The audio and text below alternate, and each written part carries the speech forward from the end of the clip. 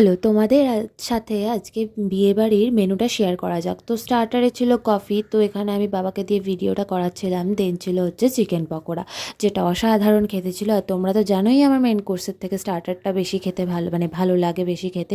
তো এই যে আমাদের আজকে বিয়েবাড়ির মেনু। তো এটা হচ্ছে আমাদের দ্বিতীয় বিয়েবাড়ি ছিল এবছরের। তো আগের বিয়েবাড়িতে বাবার যেহেতু অপারেশন হয়েছিল, তো বাবা যেতে পারেনি।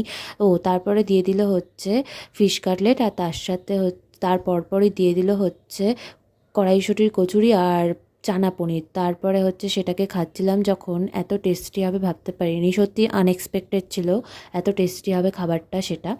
তো যেটা বলছিলাম যে আগেরবার যেহেতু বাবা যেতে পারেনি, তো এইবার বাবাকে আমরা সবাই নিয়ে গেছি জোর করে।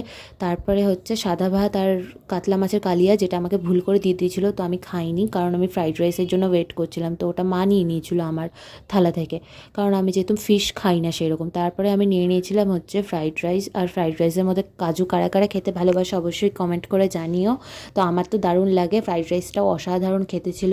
তারপরে হচ্ছে দিয়েছিল হচ্ছে মাটন কষা, যেরকম লেখা ছিল সেরকমই পরপর মেনুগুলো সার্ভ করা হচ্ছিল। তো মাটন কষাটাও মোটামুটি ভালোই ছিল, কিন্তু খুব একটা ভালো বলবো না কারণ আমার অতটা ভালো লাগেনি। তেল নিয়ে নিয়েছিলাম হচ্ছে চাটনি, এটা ছিল টমেটোর চাটনি, এটাও ভালো খেতে ছিল। তারপরে দিয়ে দিয়েছিলো হচ্ছে লট চমচম, তো রসগোল্লা ছিল কিন্তু রসগোল্লাটা আমি নেইনি। আর এই যে তোমরা দেখতেই পাচ্ছ লট চমচমের মধ্যে হচ্ছে এই মানে লেগে গেছিলো এই ঝোল টোলগুলো, যেগুলো আমার একদমই ভালো লাগে না। তারপরে গরম জল দিয়ে দিয়েছিলো হাত ধোয়ার জন্য, আর হজমলাও দিয়ে দিয়েছিলো একটা।